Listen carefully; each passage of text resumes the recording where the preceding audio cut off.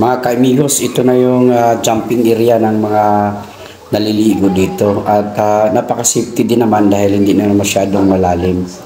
Yan, tuloy pa rin ng mga bata sa pag-talon at napakalinis ng lugar na ito.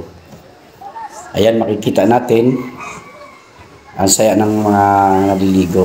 So ito naman yung sinasabi ko na may mga pools dito sa ibabaw at makikita ninyo na napakalinis. Ayan. At napalibutan ito ng mga malalaking punong kahoy. So ito na nga yung mga nakikilala din namin dito naliligo sa falls. Kaya naman tinatawag itong Hindagaan na Falls Rainforest dahil makikita naman natin na napakaganda talaga ng palibot. Maraming punong kahoy na makikita natin dito. So ito na yung mga kasamahan ko, no, yung pamilya ko na naliligo kami dito. Nasa ibabaw ako nagkuha ng video dahil napaganda tingnan din pag kitang-kita mo yung lahat.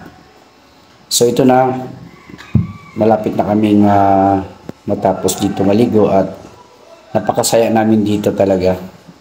Feel namin ang summer dahil napakainit doon sa bayan, dito napakalamig.